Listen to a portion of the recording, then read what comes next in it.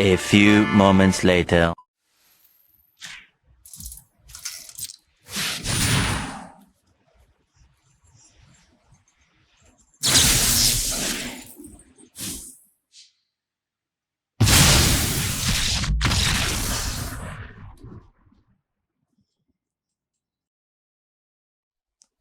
Hello guys, this is another overview of the historic Brawl deck. This time it's Saruman of Many Colors.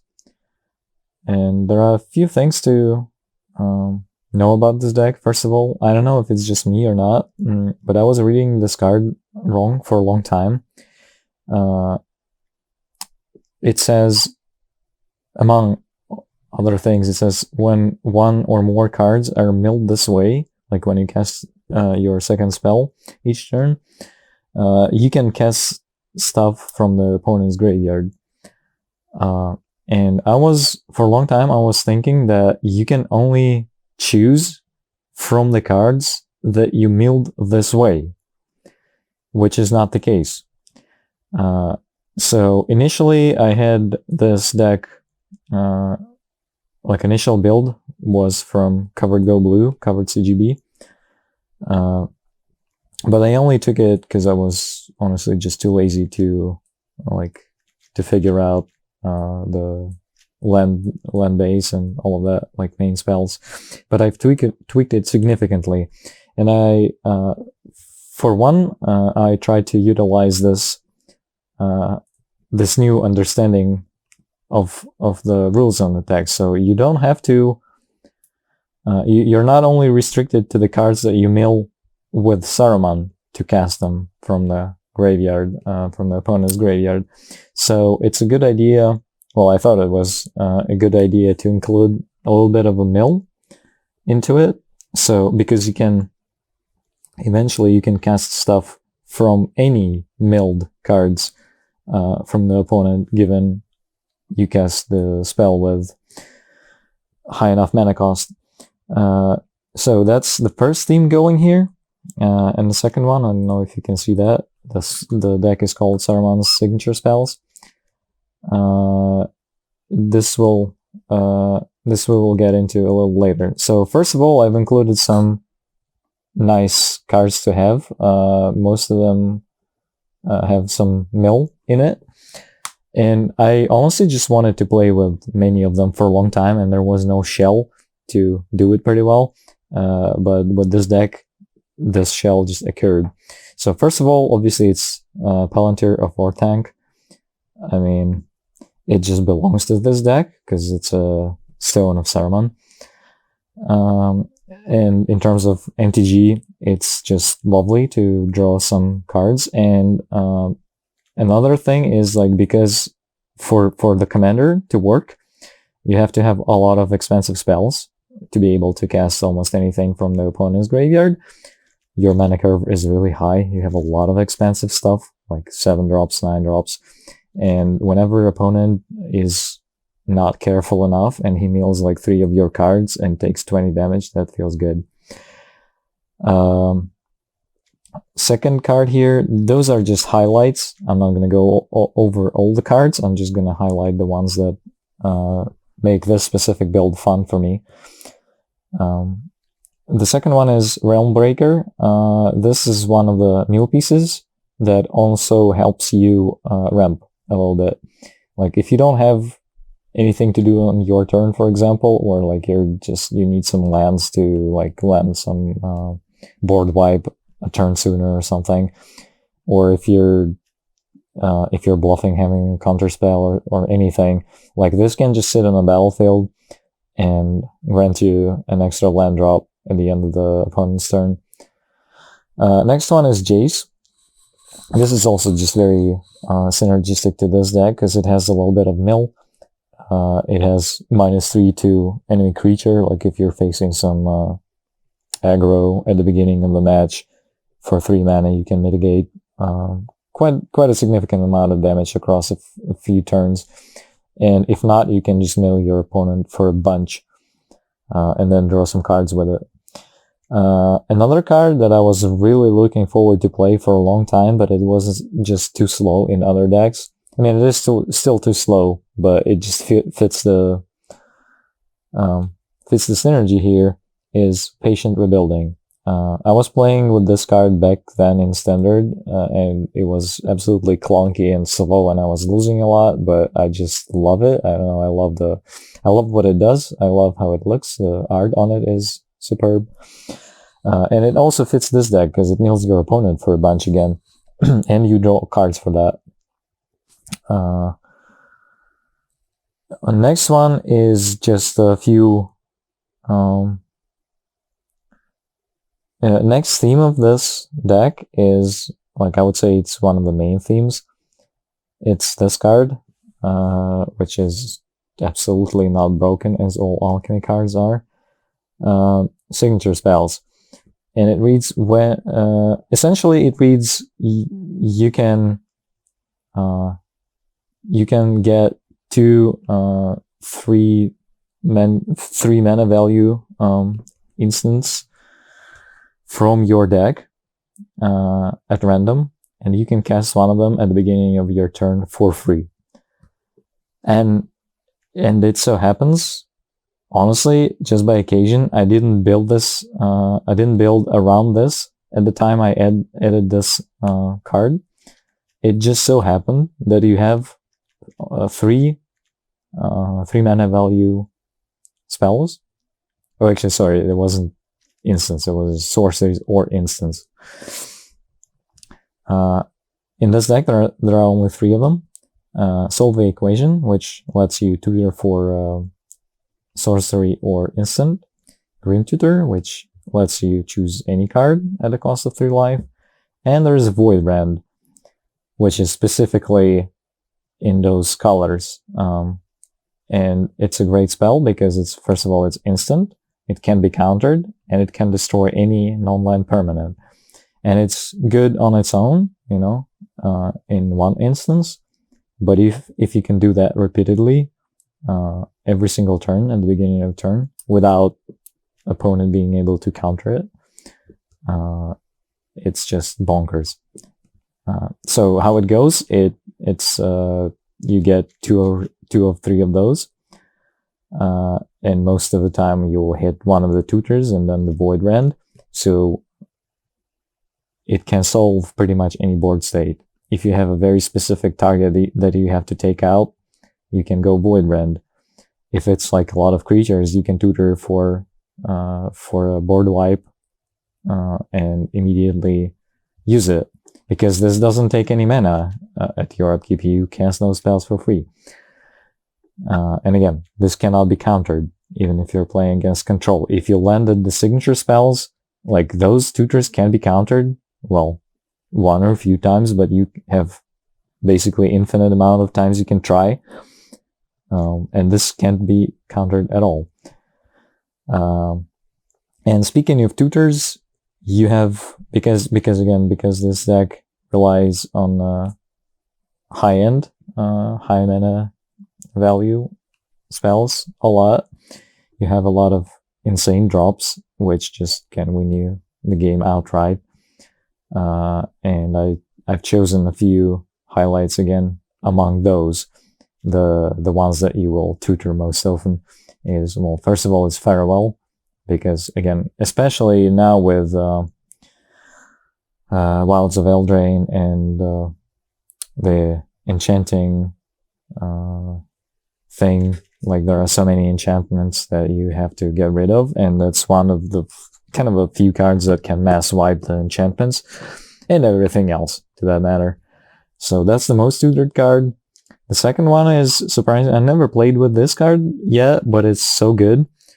Soon's Intervention. It has, you can choose all modes, and most of the time, by the time you can cast it, like by the 6th, 5th turn, your opponent will present targets for any of those. So like they will probably have an artifact, enchantment, that kind of stuff.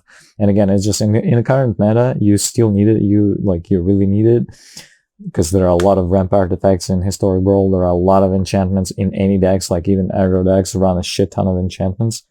So you would like to have it. Also, it's an instant. So if you tutored it and decided to wait a little bit, you can surprise your opponent by like presenting blockers out of nowhere by blowing their artifact that their strategy relies on out of nowhere, basically. So this card just gave me a lot of wins out of nowhere. Next one is Thought Distortion, because this is uncounterable, and that can get rid of any non-creature spells in the opponent's hand, so that's pretty much your win on the spot if you're facing some control deck. Or almost any deck nowadays, again, like this gets rid of the enchantments in the opponent's hand for free. They get exiled, they can't even recast it or anything, and they cannot counter this. And again, given you cast it off of signature spells, like you tutored it, it's pretty much for free except the cost of this thing. So you can find it whenever you want, which is like a big deal. It's not this like signature spells makes this deck respond to threats really well, because you can tutor whatever you need specifically right now every single turn, not just once. And that's honestly bonkers. And just to show you the rest of the deck, you could maybe wasn't able to see that. You have a lot of like curved toppers there in the face of Breach of the Multiverse, Seagate Restoration, Jin Gitaxi, switch copies, a lot of spells in this deck. There are a lot of artifacts and spells to copy. Into the Story, pretty good, again, because you mill your opponent. A lot of the times you will cast this on cheap. Obviously, A-Alrund's Epiphany, Emeria's Call, Liliana, Blood and Snow, Sublime Epiphany. I don't really run Sublime Epiphany very often in the control deck and like blue decks, because it's pretty clunky. 6 mana counterspell. It is pretty awesome, but like keeping up 6 mana open is kind of bad in most shells. But here you can just tutor it whenever you feel like this will win you the game outright. River's Rebuke, Discover the Formula, Eternal Wanderer. Note that again, like if you hit Grim Tutor off of your signature spells, you can tutor for permanence too. You can tutor for Elspeth, your Planeswalkers, Liliana, Teferis. You can tutor for One Ring for protection. This deck is slow to get going because the curve is pretty high. But when it gets going, it absolutely obliterates enemies with some precision, because you're tutoring for exactly the things that you want to tutor.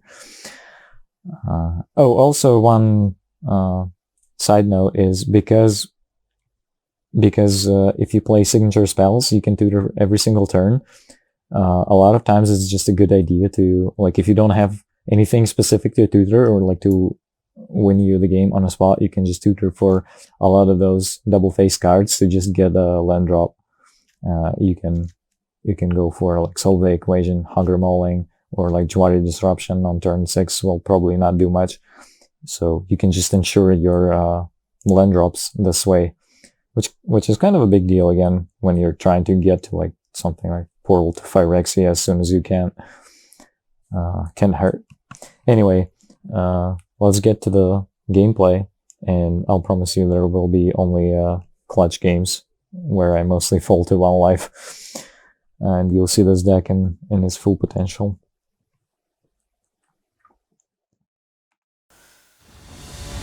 Alright, first one is against Jodah the Unifier, the one that lets you cascade into your legendary spells, cascade into another legendary spell, which is mostly creatures or planeswalkers.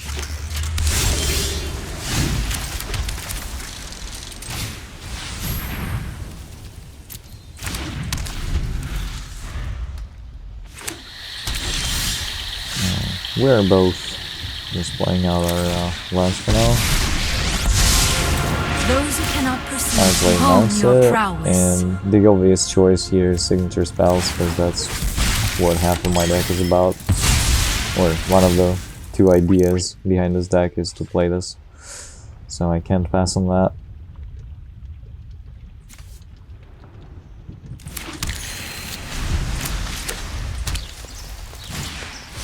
Opponent plays Fabled Elder, really good ramp card in a 5-color deck. The more colors you have, the more mana this dork produces.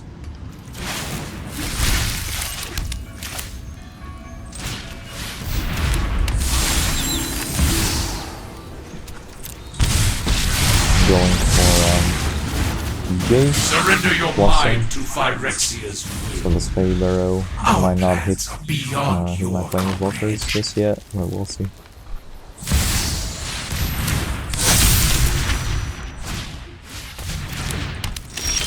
Opponent gets out the Jodah and another piece of ramp, so they might have an explosive turns after that, so I decided to Breach here. Since once the Jodah is in play, you can die in just one turn, because it keeps cascading, increasing its power, and maybe like cascading into some haste creatures, which can finish you off in just one turn. On the spot. Opponent replaces mana dorks, and for me it's the time to go for signature spells. You can be made to obey. Good. One tutor and destroy spell.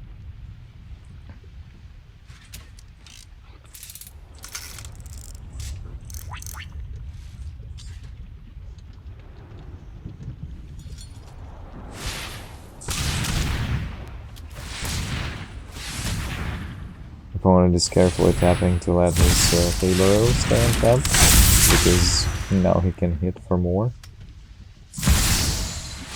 But he instead goes for Xenagos, because Fabled now provides 5 mana. And here we go. There's a haste creature, or a creature that gives haste and doubles the power. So I almost die in just within one turn. But fortunately we have some tutors off of signature spells, so I can deal with that. Just checking my mana here if I have enough to go for Farewell, most probably. Because otherwise Xenagos will stay alive. I decided to go for the Eternal Wanderer. Just to have it in play, and Eternal Wanderer can still get rid of Xenagos. I'll help any way I can. You live because I allow it. Smallest piece of ramp on his side. Our plans are beyond your comprehension.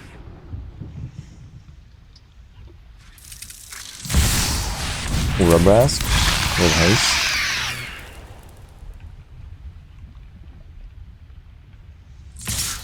Goes face, so I fold to 1.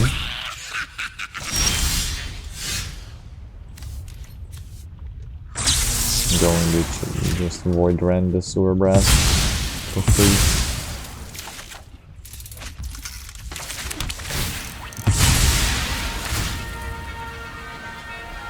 Going up to 2 life now, not that it matters too much, since any decent haste creature will finish me off anyway. But now I can spawn some blockers and play my commander. Show them the edge of your blade! To put them in front of any hasty stuff.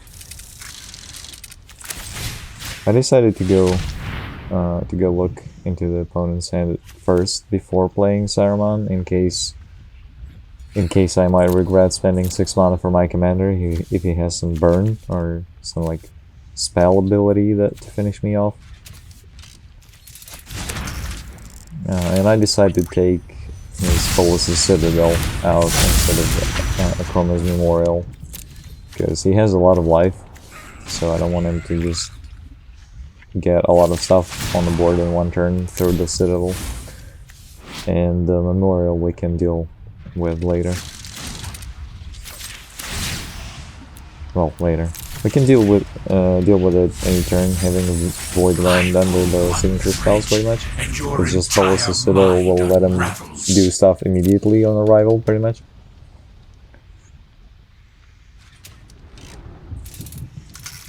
So down to 2 life. Opponent is still up to 25, but he just concedes. On to the next one. Here's Queza, Augur of Agonies, which says if whenever the opponent draws cards having it in play, he gains 1 life and I lose 1 life. But usually this commander is not about card draw, it's just powerful shell in this color. It's kind of the same way as my deck is, with just a different flavor. Opponent ramps, and I decide to Fragment Reality this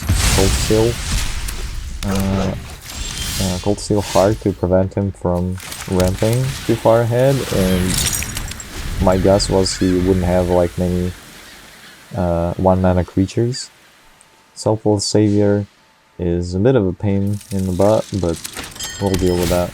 It's not a big deal just yet, I guess. And that way I denied my opponent a little bit of ramp and tempo. Which helps me, because I don't have any business right now in my hands. I don't even have lands to play right now. So I'm going for Realm Breaker, hoping to get ahead of mana that way during future turns. I would like to have a land for Patient Rebuilding to start drawing some cards. Now, opponent Grim Tutors, and that's really scary. I thought he got Thought Distortion to exile all the spells from my hand. And I have a land, but it's tapped, so I can't play Patient Rebuilding. And I decide to not go for the Oracle and instead ramp with Realm Breaker. And we'll see what the opponent tutored up.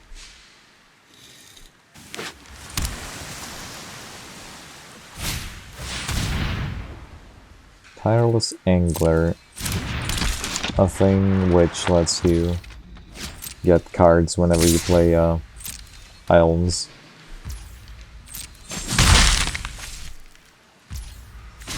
Not a big deal right now. I mean, 3 cards is kind of bad to let the opponent have it, but I'm not under a ton of pressure just yet. I would rather ramp right now.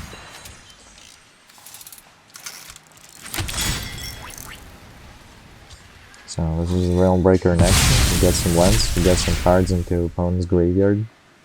We milled Epiphany, so technically I could play it later. Or not play it, steal it from the opponent's hand. Graveyard, my bad.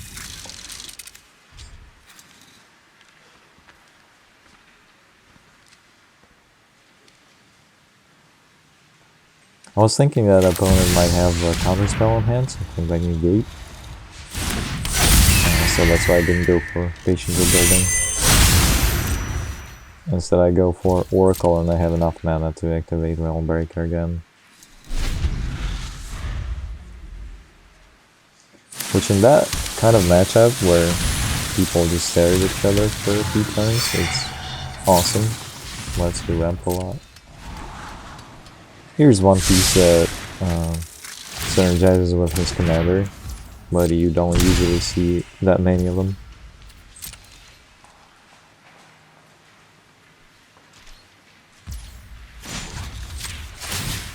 And then with Realm Breaker again. I hit Smothering Tides from the opponent.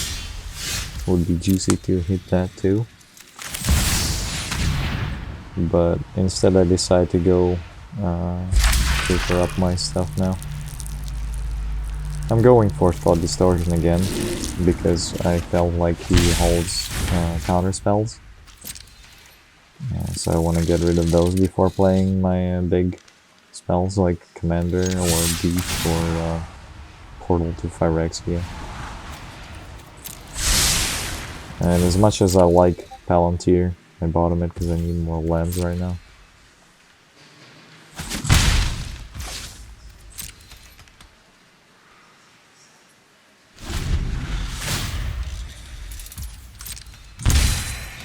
Queza's ability also triggers on their first draw step, or just any kind of draw. So he slowly whittles you down with that. That's another piece of a draw and filtering.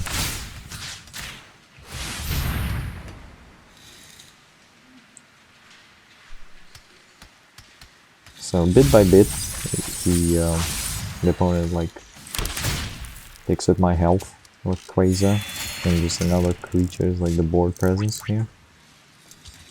But nothing crazy just yet.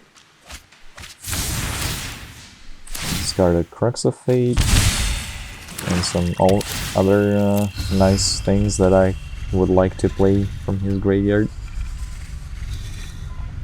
Tyrus Angler gets in a card because he played an A-Alrund.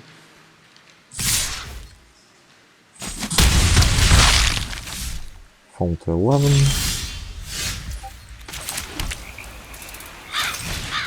And Thought Distortion.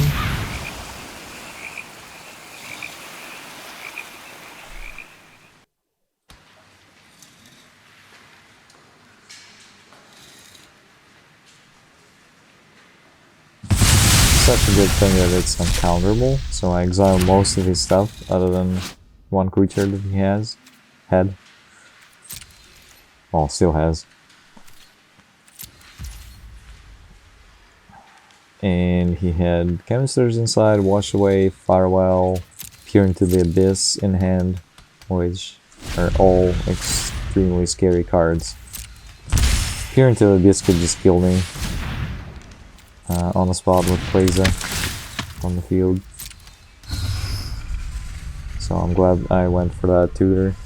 But the problem now is that the board state gets much better for the opponent, and he has kind of like infinite creatures now with Ominous Traveler.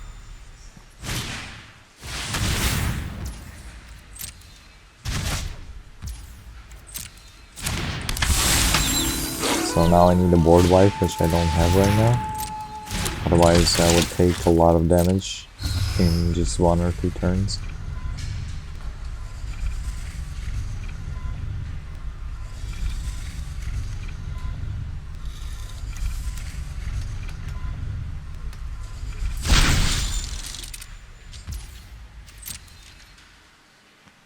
Once again, Alchemy not being broken at all.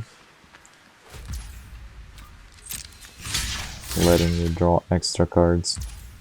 Didn't want to lose my Oracle just yet, so I block Angler instead of Queza. And some heals again.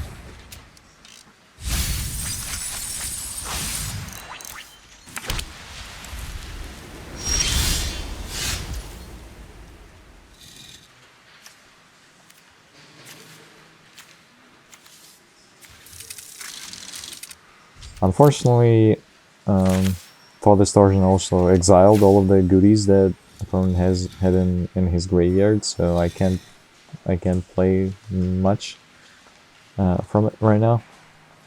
But my concern now is just not to die to the creatures on the board.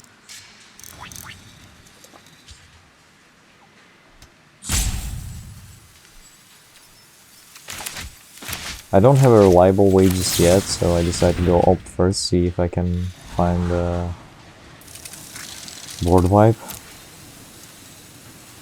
Now I'm just counting my mana, because like I was thinking of going for Seagate Restoration, because that way I could draw a lot of cards, and the likelihood of drawing a board wipe was pretty high, but I wouldn't have mana to cast it and I would just die.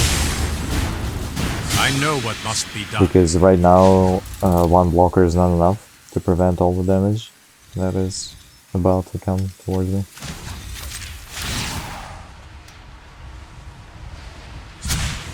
Hold that thought.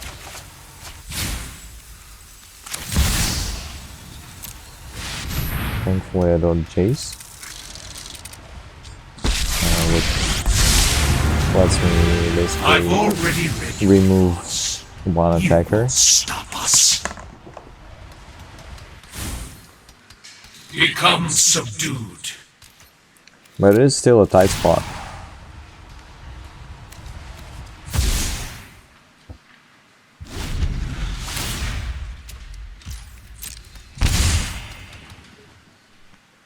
now I have to champ Queza, otherwise I would die next turn.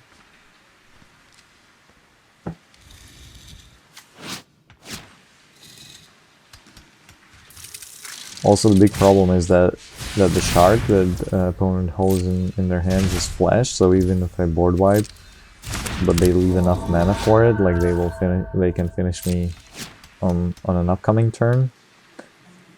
So I have to figure that out too. I would have to play a board wipe and have a blocker for it. But on the other hand, the shard counters the creature spell. So if I board wipe and then try to cast my commander, the shard comes out, but my commander doesn't.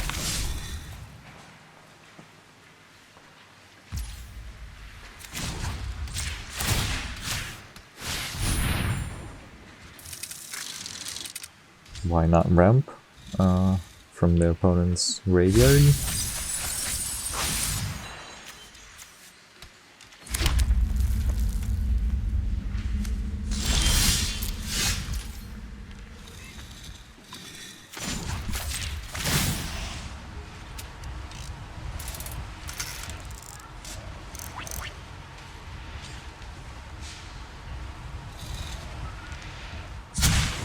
Let's skip to the good part. There was a hang there, so I thought maybe he has Tail's End or something.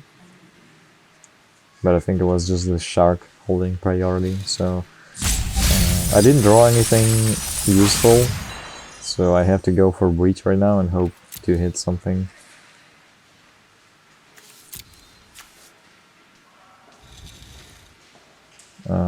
I did hit Narset and the golem, and I'm deciding if I should go like I'm looking at what I have in the graveyard for what I could recast with Torrential Gear Hulk, or should I go for Narset to just dig towards the board wipe. And I decided to go for creatures just to have walkers because I didn't have very useful stuff in my graveyard here.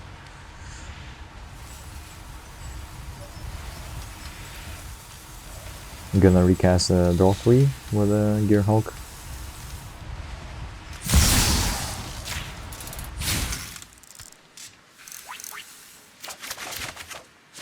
Alright, got some removal, thankfully.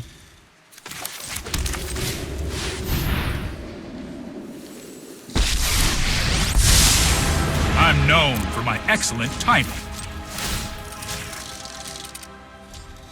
Gonna bounce Queza, so I don't take 1 damage on their upkeep.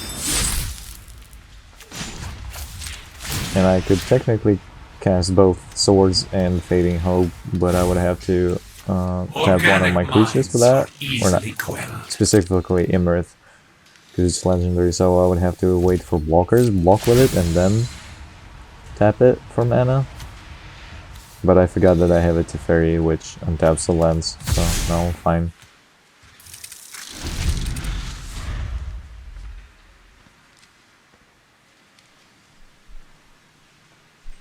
Meanwhile, Jace is up to 7 loyalty. My opponent has a lot of stuff in their graveyard, so I can draw a lot of cards with Jace that way. Bouncing Queza, so it doesn't trigger on a chart of the course.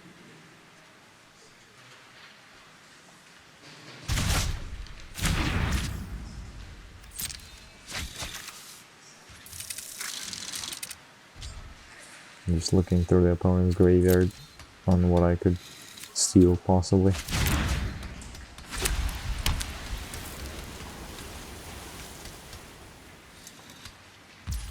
But currently my concern is just survival here.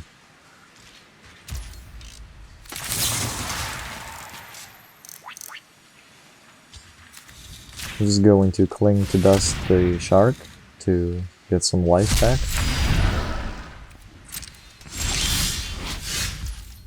There was no need to source the Plowshares anything just yet. Tovolar, I have a blockers for Tovolar, but so I'd rather source the Queza next time.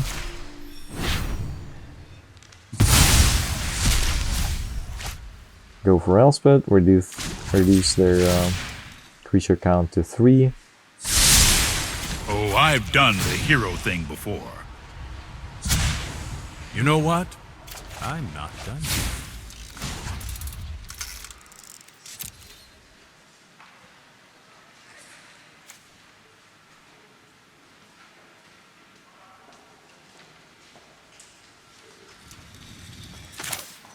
Unfortunately, I didn't leave enough mana for Portal to Phyrexia.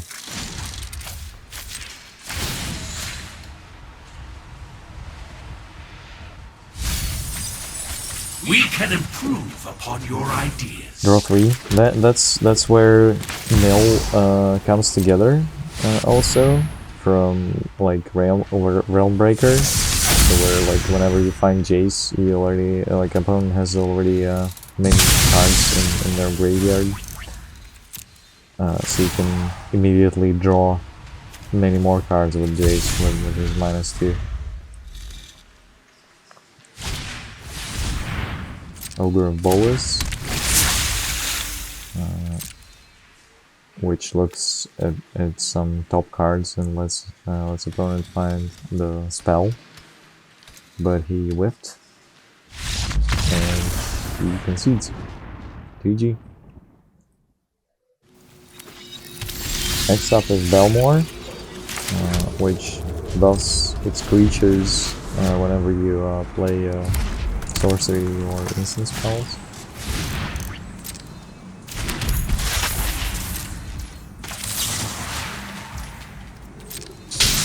And my focus right now is just to get rid of as many creatures on the board as I can.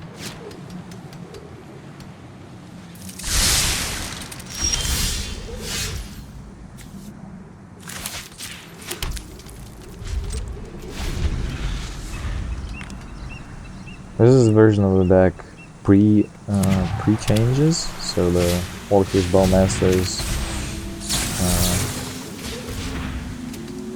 at the time of recording were a bit different. They were dealing 1 damage, so that's why I was leaving them up right here to potentially kill the Silver Raven.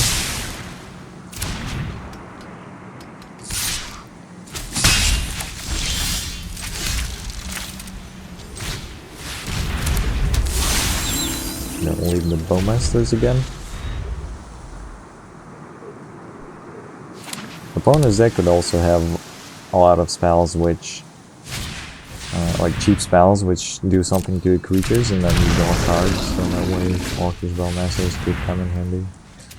Opponents unloads a lot of good small creatures which are all getting buffed with him playing sorceries or instants.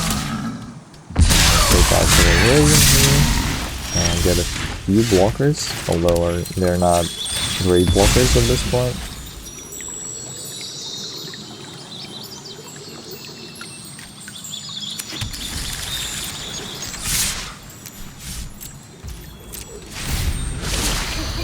And I decide to hold up a Torrential Gearhulk here.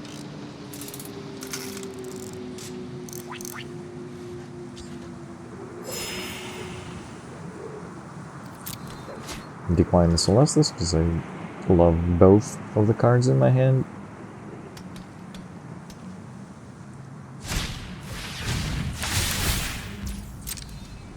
Yes, kind of like that card. Fortunately, Orcish Bowmasters can punish that.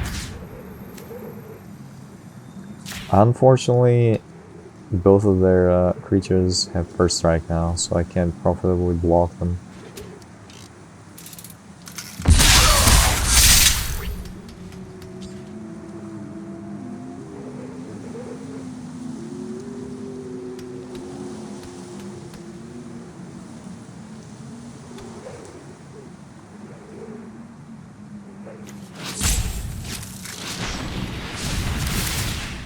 Some more buffs.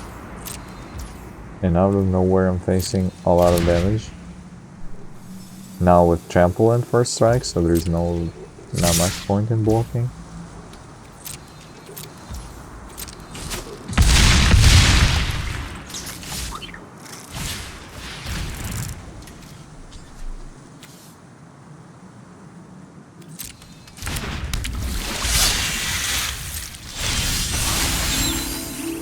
I decided not to go for Gearhulk because I wanted to keep it for recasting Wash Away for the Balmor. Because the Balmor I can't block at all in the air. I don't have any reach creatures or anything like that.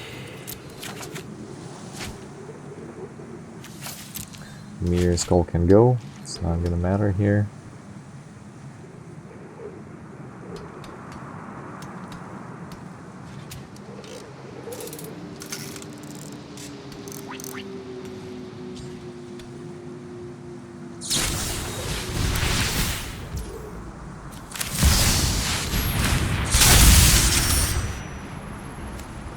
And since they played some targeted things on an unblockable creature, I decided to go for Fragment Reality.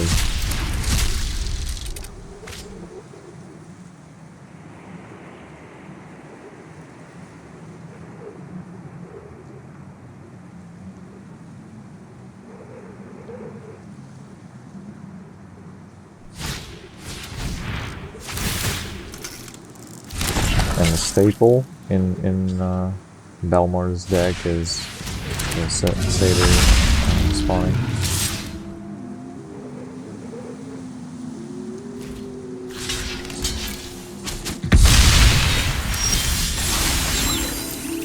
Celestis is doing a lot of work here, gaining me already 3 life.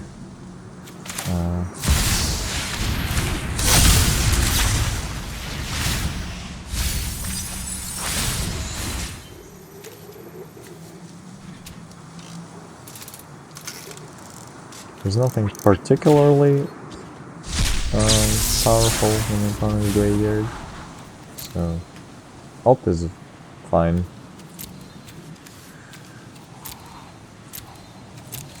I decided to keep Void Ram because this Charmander is again I can't do much with it right now with no reach, so I have to kill it.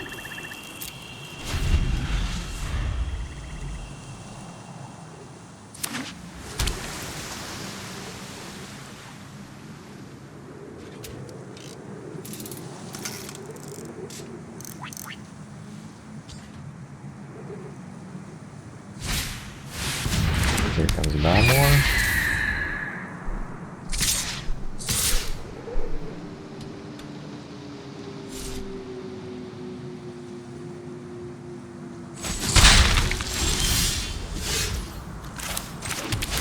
Okay, now it's not very clear on what to kill, because both Charmander and Balmor represent a lot of damage. But I decided to go for Balmor.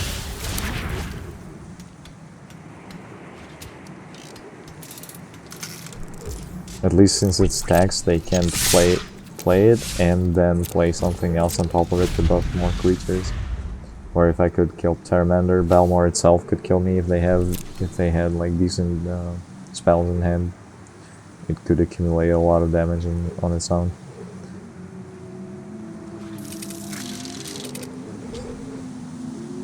So I'm at 11 life, but against the opponent's deck, I'm not safe here, because a lot of damage can occur from nowhere basically.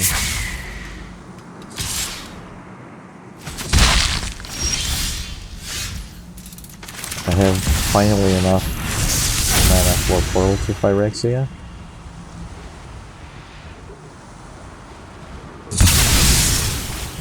Opponent sacrifices everything but the Balmor, and I attack full on, because they don't really have many haste features in this deck, especially on the ground. So I decided that there's no need for blocking at this turn. And I'm looking at what I could bring back with Portal to Phyrexia. I was actually thinking Charmander, but the opponent did a really good move, and he used Satyr's Cunning Escape to exile Charmander. I don't know why he didn't exile the other card that I would end up taking. Maybe it was an oversight. Maybe he didn't think about it. And here comes those surprises. my face got burned, and then Belmore got buffed, so I'm down to 5, and opponent left 1 flyer in their graveyard, so I ended up taking Silver Raven here, just to block Belmore. There's no need in Eldritch Reborn, because opponent will just sacrifice a Satyr, so I decided to drop it.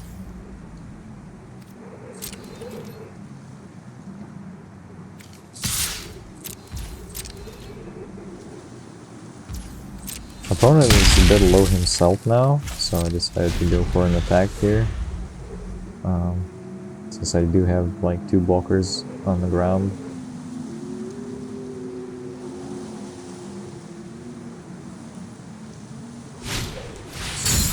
And at least Saruman is not very likely to get removed by some burn spell.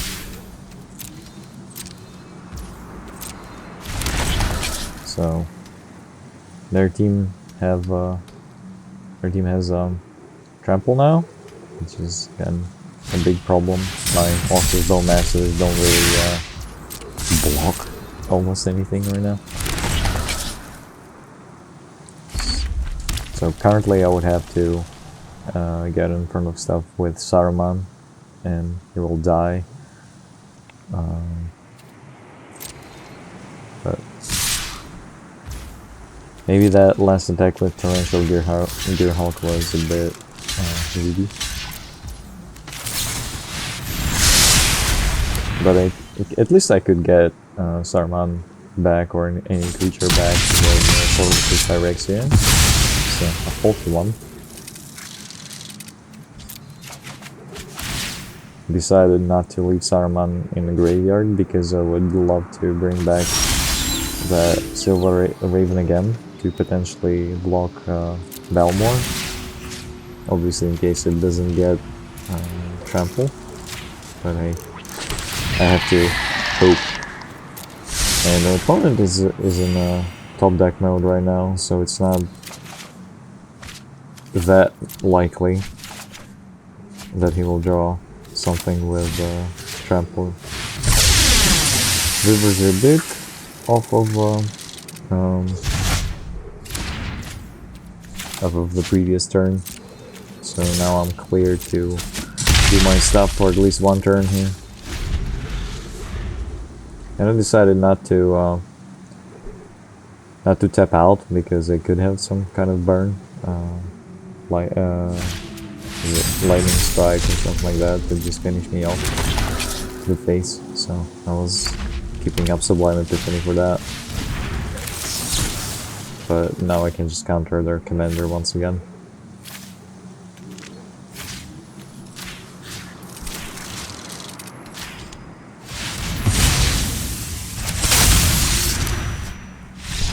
And the opponent explodes. On to the next one.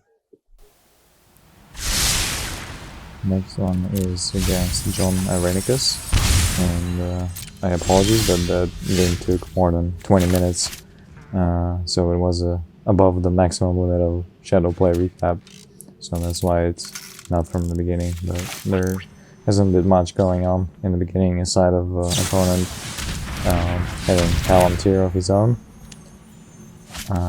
and that way I'm down to 8 life, just not letting him draw off of it.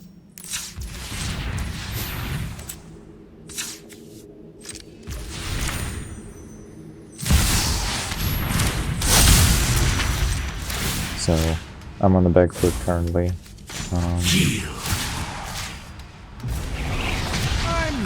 Here I'm dealing with Palantir because I didn't want to lose any more life. Quite obviously. Palantir was up to 3 counters, would be up to 4, so like it would mill 4 cards, and the chance of me dying to 4 cards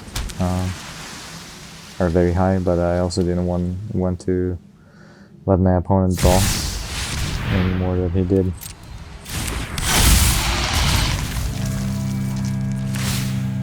He's applying some pressure by having decent board state.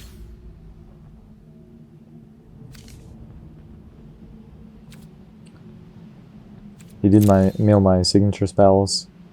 Sedge. That would solve this board state Keep pretty up the easily. pace.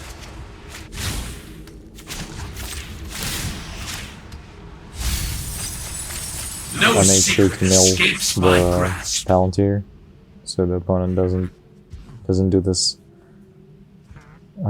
torture to me anymore. Now I have Cling to Dust in case I would need some life by exiling a creature from the opponent's graveyard, which is pretty big already. But that's like a backup plan for now.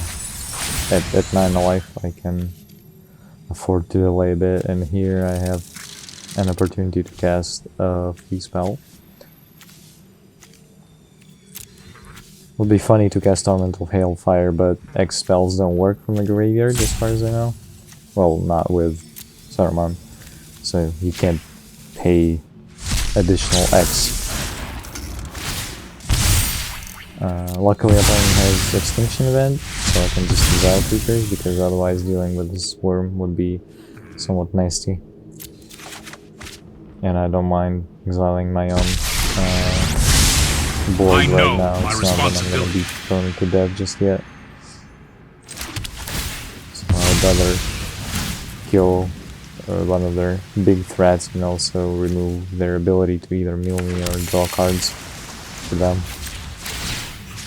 I don't want to bounce Gizzard Class here, because that would allow my opponent to draw again off of it. Just bounce nothing, draw a card, and go.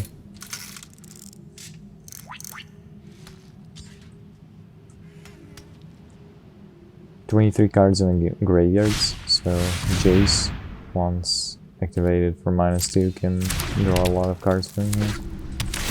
Opponent also have Realm Breaker, and that's those two artifacts that are in my deck and are fun. Realm Breaker and the Palantir. Now I have to witness their power and annoyance towards me.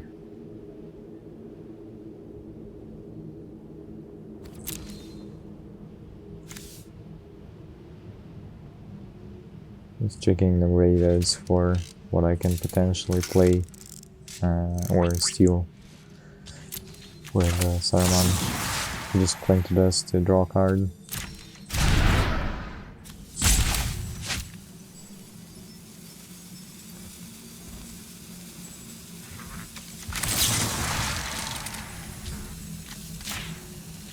Just exile A-Alrund's Epiphany for good, because in black, blue, they obviously have ways to recast it at some point. Narset milled opponent's ramps from my graveyard.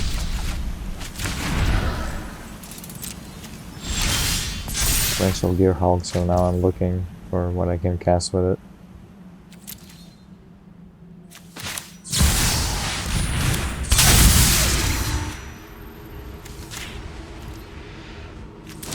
He's going to do it now before I attack it.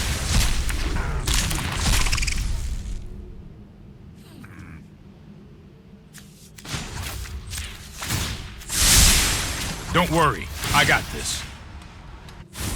We're gonna grab also mills, but at least it doesn't grab the We need to opponent move quickly.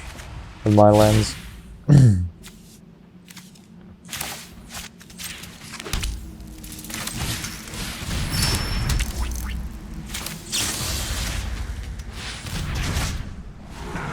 And if Aiden help, mostly just this cry. Because the opponent will have no trouble playing the crab. I'm not too concerned with mill. I will have Midnight Clog go off pretty soon if they don't do something to it. Shielded Whispering One, sorry. Now I have to sacrifice the creature every upkeep.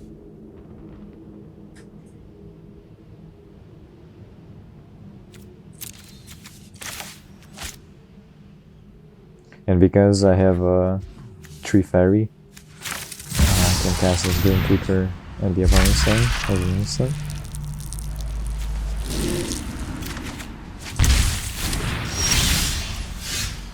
So I sacrifice here help.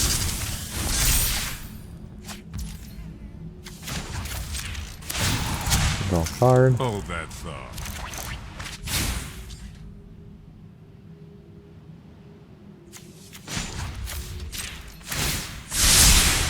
Here we go. Checking if they have any creatures to get back with shielded. There's none. So instead, the lightning board decided to go with a ring. So just get card draw.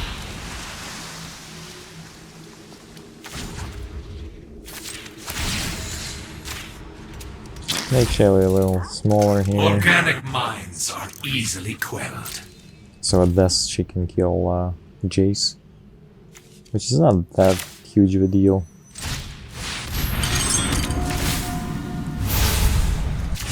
Take counterspell, because I have none in hands and they might have something very powerful, given that I have a lot of mana and playing very powerful colors.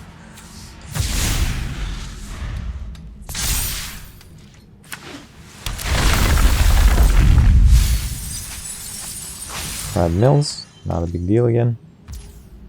I'll get it all back in my library at some point.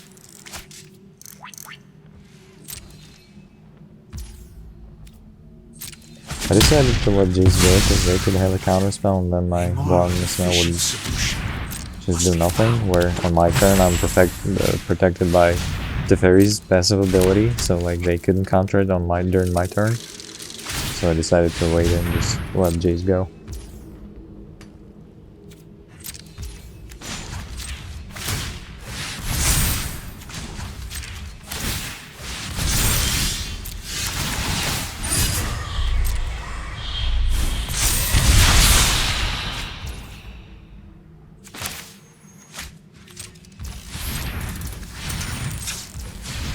Carefully tapping snow mana without realizing I don't have black snow anyway. Because I was thinking of bringing the Torrential Gearhulk back, and I would need 6 mana for that. 6 snow mana. So instead it's Portal to Phyrexia, bounce a Rent. That's more like it. Draw Seamus Let's skip to the Intervention, good part. which is a pretty powerful card on its own. But I just decided to go with Thought Distortion, and that exiles every single card in my opponent's hand. Feels good. Black Sun's Twilight, Blood on the Snow, Mass Manipulation, was some 4th card that I don't know about. They to extinction my Big Teferi, which is sad, but it's fine. I'm gonna lose because of it. I decided not to draw with the One Ring because I'm already pretty low. But now I have to do some fun stuff, bringing my opponent's cards back and retrieving the full hand and getting all the cards mailed back into my library, so feels pretty good. The bad part is I Here do goes nothing. a lot of lands and like Guardian Idol, which I don't need anymore. But on the other hand, there's like Solve the Equation and Elspeth Conquers Death, so I feel safe for now. And having Portal to Phyrexia on the battlefield means I can start applying some pressure regardless of the board state pretty much, because I can bring something back. Either my commander if it dies later, or opponent's creatures. And I just decided to go for solving some equations here. And just go for the card draw in the face of Security Restoration.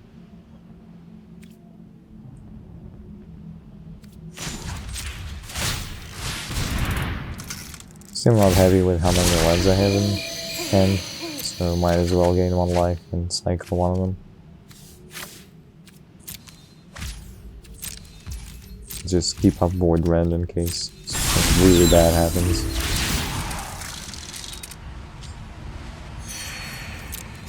Cycle again.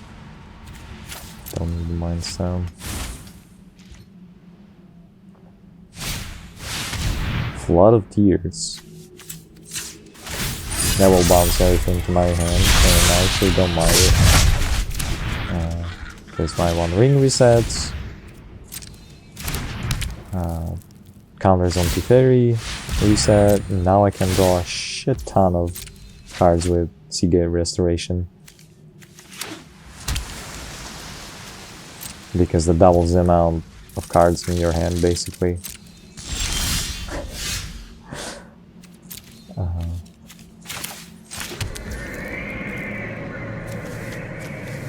And I'm playing some of them right now before casting Seagate just to draw a tiny bit less so it wouldn't clutter the interface. That was the main concern.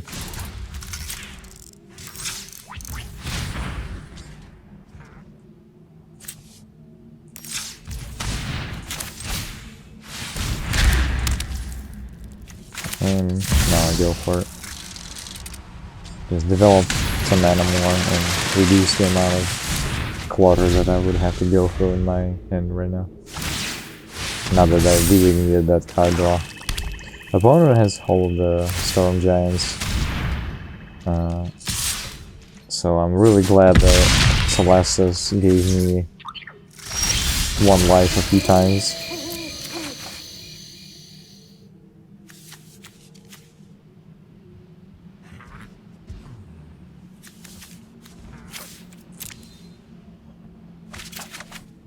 So, plenty of options.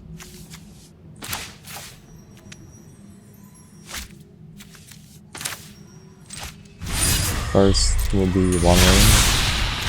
Nope. First would be Teferi, so they can't counter the One Ring or whatever it is. Let's slow this down.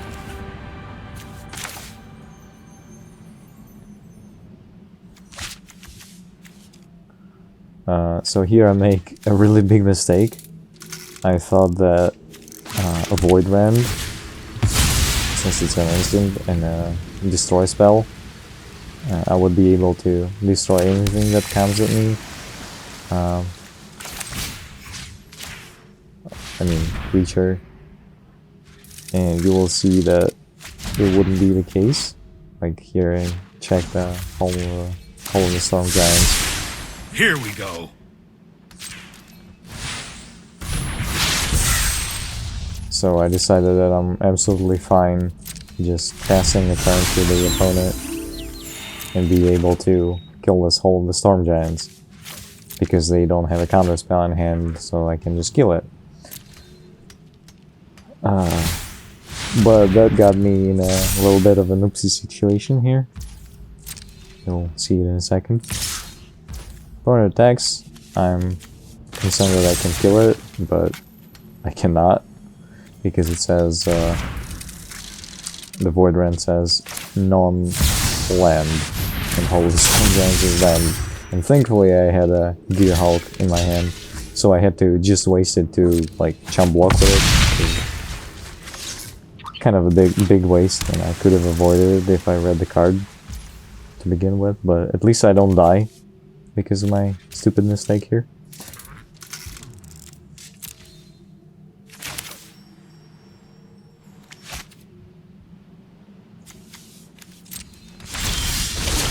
Saving Opt for when I can play Saruman, so it would be one of the cheap spells to enable him.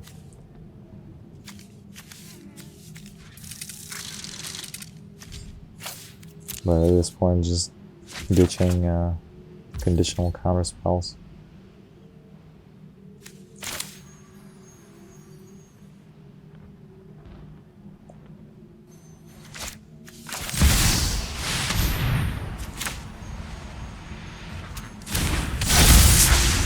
So this time I just decided to make some blockers.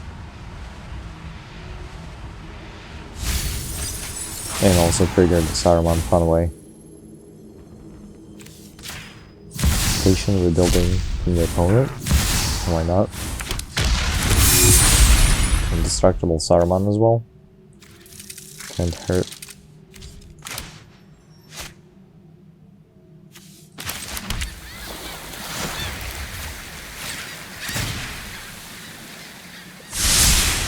Don't worry, I got this. I'm not drawing with A-Teferi because I don't really need anything specific right now. I have most of the things in my hand.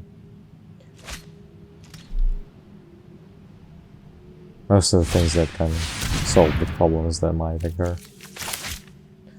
I didn't want to give my opponent Midnight Clock, but on the other hand I have means of just destroying it, or like exiling it. For example, with Elspeth Conquers Death, or just bouncing it with very multiple times.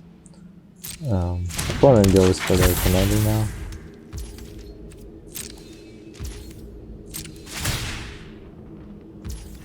Mills me, or not, sorry, not mills me, he draws a card.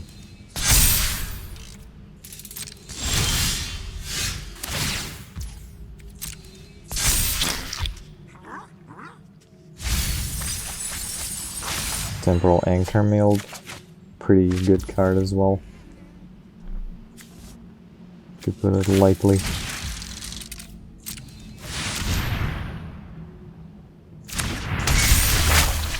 Going after the clock, so they can't refresh their hand and get stuff back from their graveyard.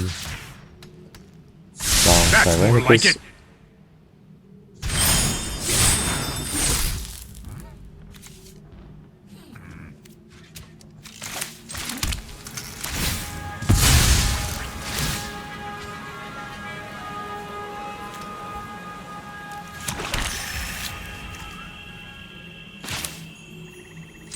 Get Cruelty of Kicks down. They get this either Irenicus or Shootered off of their hand.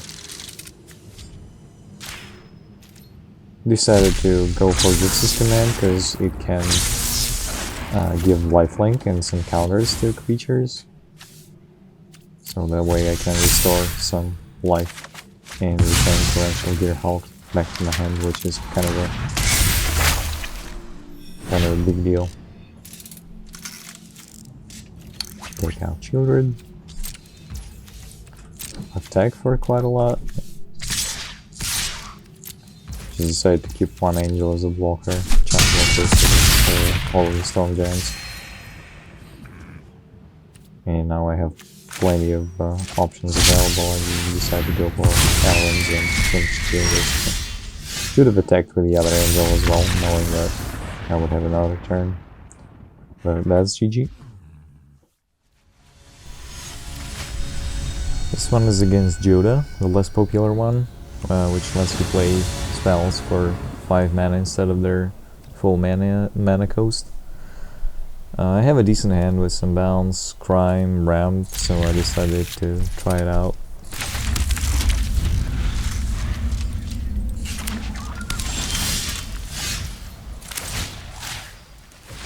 Want to see what he has at the beginning, maybe some counter spells, maybe some ramp. Hopefully take it out. Ended up taking out the bird.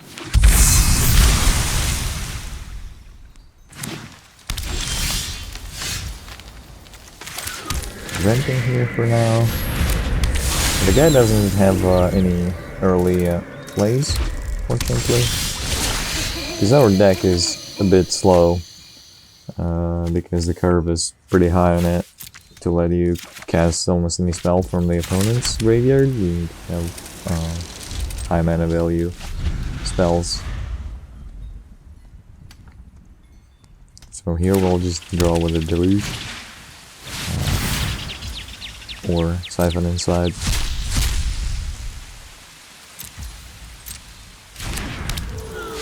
Dryad fixes for mana for the opponent. And lets him play additional lands which he didn't have. The problem is it has some pretty powerful cards in the hand, but I managed to hit the signature spells, and that's almost all the time is a pick. just because I want to play with this card for the most part. Fading Hope is not going to do much here, so I decided to drop it and just go for signature spells right away.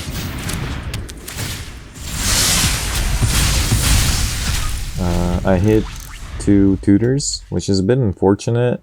You would, ideally you would like to have Void Rend and one of the tutors, but we'll do with that. Not that you can complain having a free tutor every single turn.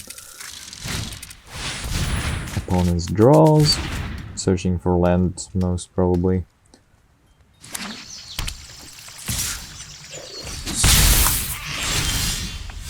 Sorry, you probably heard my cat purring. And here the fun begins.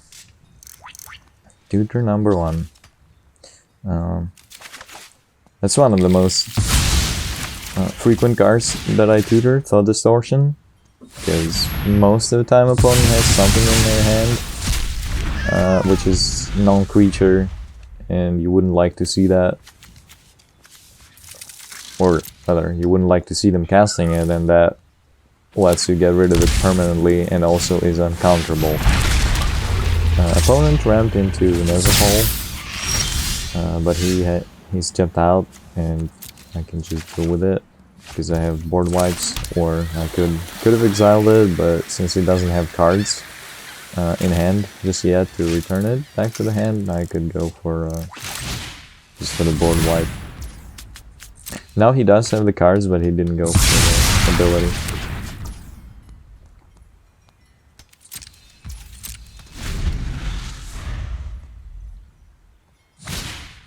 Instead, he wanted to save his Atali, I would assume, and that's what he goes for.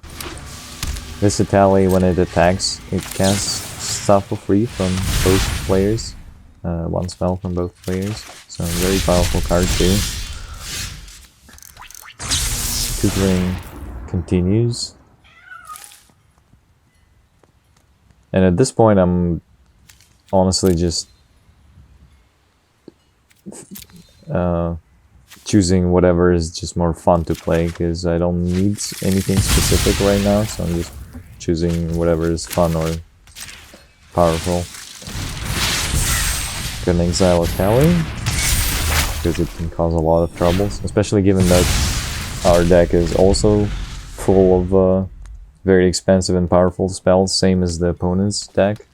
So I didn't want to let this Atali attack even once. He goes for the commander, but he doesn't have any cards in hand, thankfully. Just counting my mana.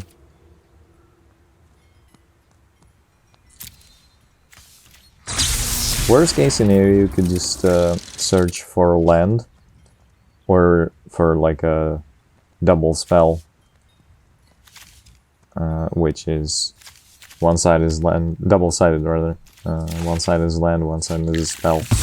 I decided to go for Duress just to make sure that he doesn't have anything scary left in his hand.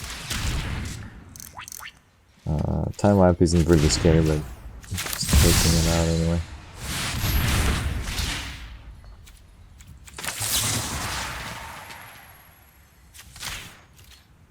There's only one spell to take because I did want to draw a card, otherwise I would have to exile creature and just gain life, which I don't really need at this point.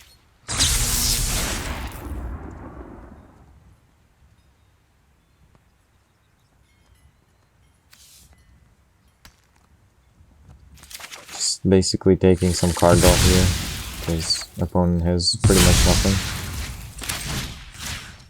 To his credit, he let me play with his signature spells for the entire game, and he didn't scoop. He did get a little salty at the end, but for the amount of crazy stuff and crazy value that I got from signature spells, it's kind of understandable. He got an Oracle of Moldaya, which lets him play lands off the top, and also play additional lands. And Azusa is coming up, which could be a bit scary. Not just yet, but him, like he could strike 5 lands in a row or something, which is a big amount of ramp. I wanted to prevent it one way or another.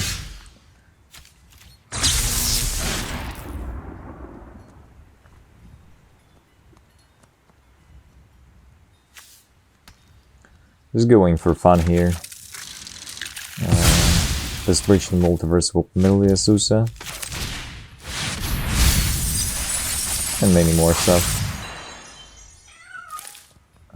And I decided to go for even more fun, choosing Emoti. I could have chosen Zetalpa and just beat the opponent real quick, but stealing the opponent's stuff, which lets me play my Cascade, which I don't have in my deck, is more fun. Rise!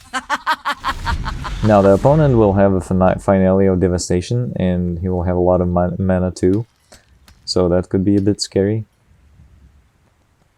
Also, Casualties of War coming up, which can destroy my signature spells. I didn't want that to happen, but I have one counter spell in hand, not for this turn, for the next one.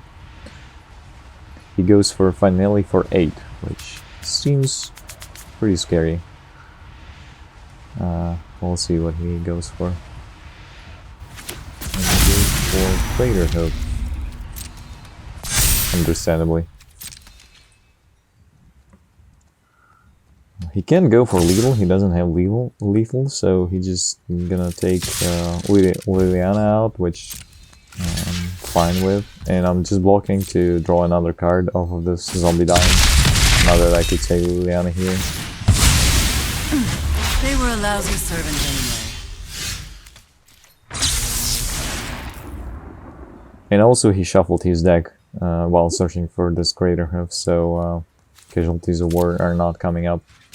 On the other hand, the World Tree is on top for him, which is a really powerful card too. I could technically steal it if I would go for Saruman and then something else. I just decided to go for a safe bet and pick up a counter spell. Now this will cascade off of enemy's Emoti that I have on my side now. Approach would be a fast way to end the game, but on the other hand I just wanted to go for funsies instead of securing the victory.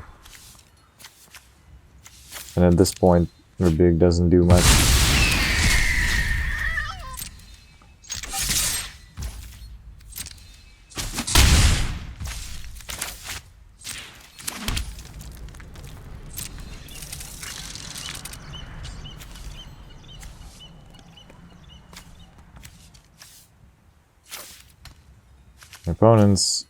Opponent starts to be a little salty here.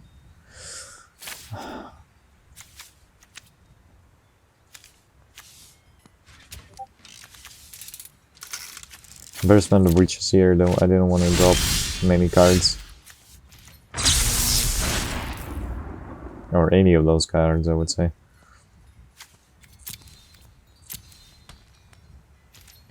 That's an arena bug. I didn't click anything. It just lagged out and chose whatever. The last card, but I was fine with that. Cascaded into Thoughtseize that I declined so it wouldn't get exiled.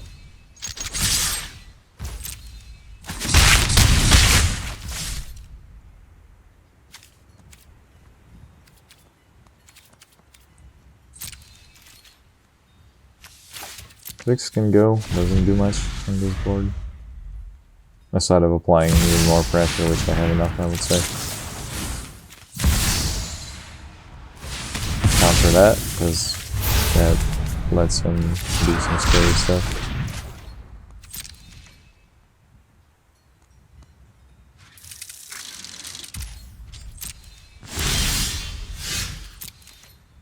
Declining just to speed things up, because I don't really need anything right now.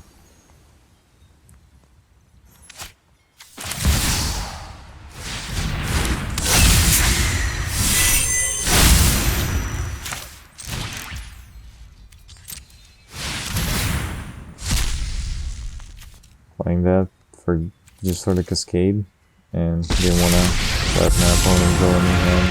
And here I honestly misclicked, and I can't cancel that anymore, so I would have to sacrifice most of the stuff, where I could finish the game pretty much in one turn. My bad. Left the emoji on the field, so I could cascade more. But yeah, I could have finished the game obviously much quicker, having that ward state. What I wanted to do is blink my key to the archive.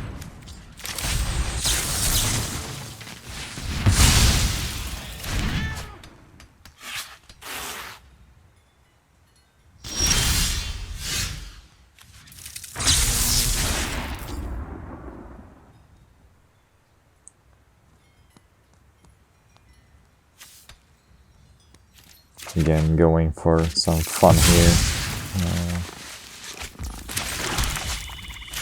Mission briefing will let me recast some powerful stuff from my graveyard, which again will cascade into something else. Go for Breach. Cascade into Torrential Gearhulk, and Torrential Gearhulk cascades into A-Teferi, so the value train is insane with this setup. Obviously this is not my emoji. That's why it's happening, but on the other hand, this deck has some ways to steal opponent's stuff other than just Saruman. You have a bit of a crime going, so you might end up having those amazing synergies with cards from the opponents. And at this point, it's just going ham with the value that I got. Opponent got salty in the end and roped me all the way. Somewhat understandably. He did let me play with my signature spells and all that stuff that I was cascading in from his emoji. But we got there.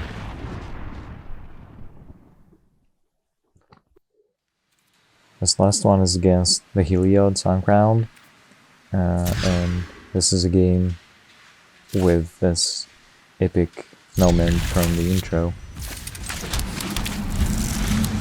Very sophisticated mono white light game. I decided to go Falsies here instead of foretelling A-Alrund's Epiphany, just to cut the opponent off from maybe like turn 2 play, or taking out some of his enchantments that he might have, like the cheap enchantments that will give devotion to Heliod, and my deck is not like super good at taking out enchantments. I have a few of them, but they're not in my hand, like the answers are not in my hand, so I wanted to go this route because I didn't have turn 3 play anyway, so now I can foretell. Next turn, Teferi Time Raveler, bounce something.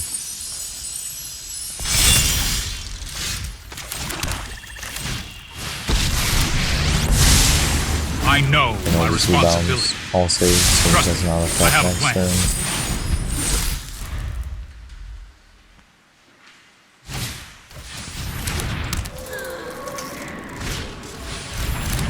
And star of their deck, Johnny's Fragment. That's more like it. I don't have any board wipes currently.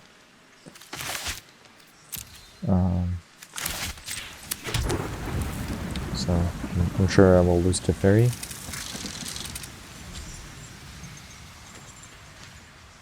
I'm debating if I should go for the One Ring or go dig with Memory's Deluge towards the board wipe, because they will have more creatures than that. Seal from Existence turns on Heliod. We will meet again. So I have to find a way to destroy their stuff really quickly, otherwise I would take a lot of damage. And there's no board wipe inside here, but I have a Blood on the Snow, so I need mana to get there. So I take Flames, and I also take discover the formula to find future board wipes, because this is obviously not the only time that they can enable the Heliod. So more creatures to come, so I need to dig for more board wipes. And here are the enchantments that turn on the Heliod. So Sigarda Splendor now will draw them cards, which I would also like to avoid if I can. So going for the Harry here. Bouncing Sigarda. You need to slow down. They most probably can turn on Heliod anyway, to finish off the Teferi or to go my face. This is another enchantment, Firing Regiment, and I just know that like in their hand there's a creature for 1 white, so they can play it and turn on the Heliod. There you go. Sparring Regiment gets counter on Heliod when it attacks. At least This is hardly my worst.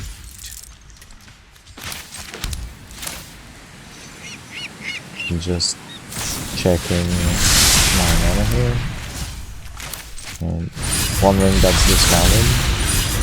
Try to discover the formula, so I go for it. And the big brain mono white player that he is goes for the good game, because they think they can kill me, but clearly they don't read cards, or they don't need to, because you know, mono white, big effort. So they GG me, they attack into me being having protection from everything. Deal no damage. Draw with a ring. Now can I get away from this? Because I still didn't have any board wipes or anything like that. I have extra turns, which is good, but on the other hand, if I don't progress my board or have answers to what the opponent has on their side, then those extra turns wouldn't help me much. Attack here, because I still have another turn going on.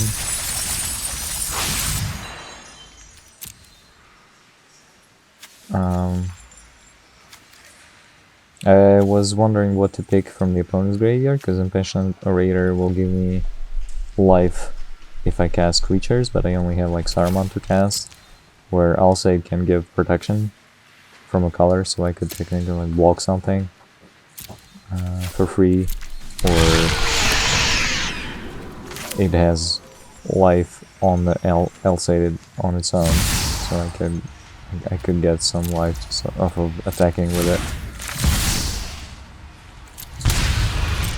I decided to go down to, or I didn't have a choice. I wanted to play Duress. Heal the opponent for now, because it still has another turn. There's no need to plus during this turn. Go down to 3. Now that one ring that I have is kind of a problem here, because it will kill me pretty soon, especially if I draw with it this turn.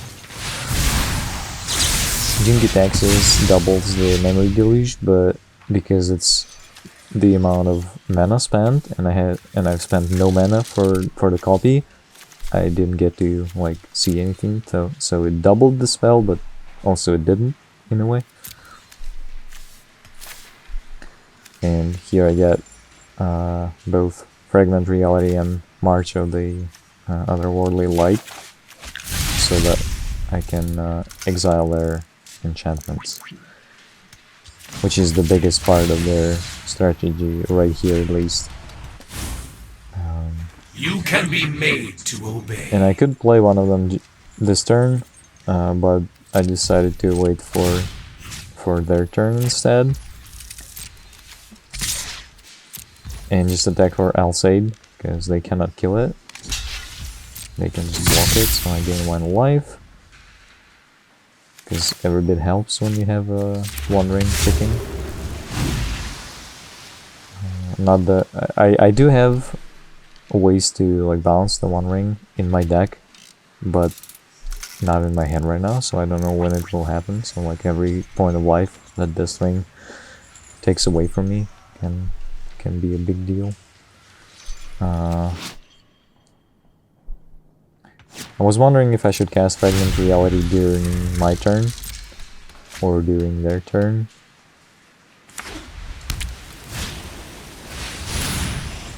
Jin Gitaxi has procs on the cast of their artifact, countering it, and now I go for the March because Jin Gitaxi will also double the first spell that I'm casting during each turn, so I can cast double. I can have like double the March of the Otherworldly Light, so exiling to the opponent's things, and he goes boom. After calling a GG on me.